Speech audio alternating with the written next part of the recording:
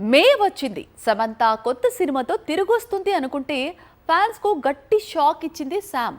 ఎలా అంటే మేలో రిలీజ్ కావాల్సిన సమంత కొత్త చిత్రం విడుదలకు వారం రోజుల ముందు వాయిదా పడింది. ఇంతకీ ఎందుకు వాయిదా పడింది? ఒకప్పుడు ఫిల్మ్ ఇండస్ట్రీలో hits, super hits, black busters పేరు వినిపించేది. కానీ ఇప్పుడు ఒక్కటే ఒక మాట వినిపిస్తోంది, అది పోస్ట్ పోన్. ఆల్రెడీ పెద్ది 2 సార్లు పోస్ట్ పోన్ అయ్యి ఇప్పుడు జూన్ 4న రిలీజ్ కు రెడీ అవుతోంది. మరో పాన్ ఇండియా చిత్రం టాక్సిక్ సిచ్యువేషన్ కూడా సేమ్. మార్చి 19న రిలీజ్ కావాల్సిన ఫిల్మ్ జూన్ 4కు వాయిదా పడింది. రీసెంట్ గా యష్ మరోసారి ఈ చిత్రాన్ని పోస్ట్ పోన్ చేసిన సంగతి తెలిసిందే.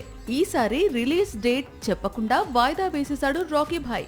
ఇక 3 ఏళ్ల తర్వాత బాక్సాఫీస్ ముందుకు వస్తున్న లేడీ సూపర్ స్టార్ సమంత తాను నటిస్తున్న న్యూ మూవీ మా ఇంటి బంగారం చిత్రాన్ని జూన్ 19కి వాయిదా వేసింది. మే 15న రిలీజ్ కావాల్సిన చిత్రం ఇది.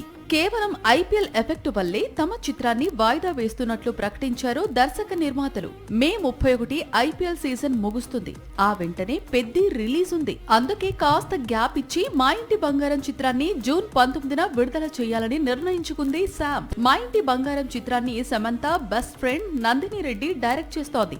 గతంలో వీరిద్దరూ జబర్దస్త్, ఓ బేబీ లాంటి చిత్రాలు చేశారు.